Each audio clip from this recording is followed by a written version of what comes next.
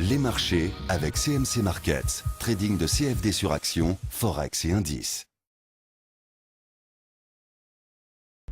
Bonsoir, c'est Seb du site atecac.fr. Voici la mise à jour pour l'analyse technique quotidienne du CFD France 40 faite en cours de séance le 25 avril 2014 à 18 h.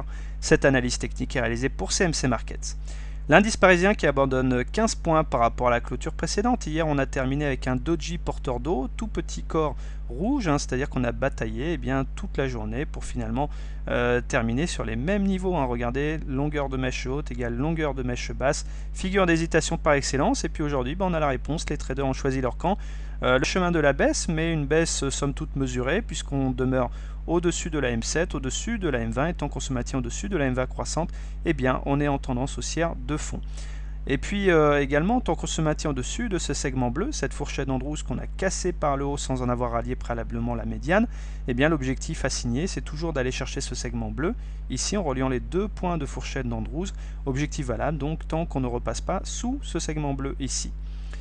Alors, si jamais on venait consolider plus fortement, on s'aperçoit qu'il y a un support oblique que j'ai déjà signalé de longue date ici et confirmé par 3 points. Donc, si on vient le chercher, il pourra tout à fait probablement jouer son rôle de support. Donc, les supports ne manquent pas quand même.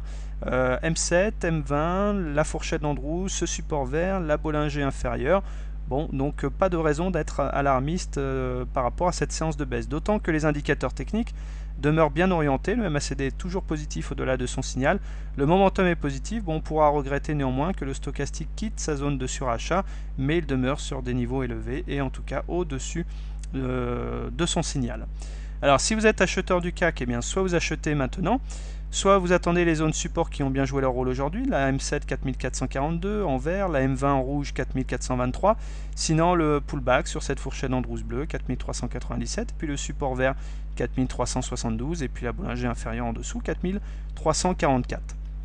Si vous êtes baissé sur l'indice, attention, ça peut être tentant de vouloir trader à la baisse, mais je vous rappelle que si vous le faites, vous vous exposez contre la tendance haussière de fond.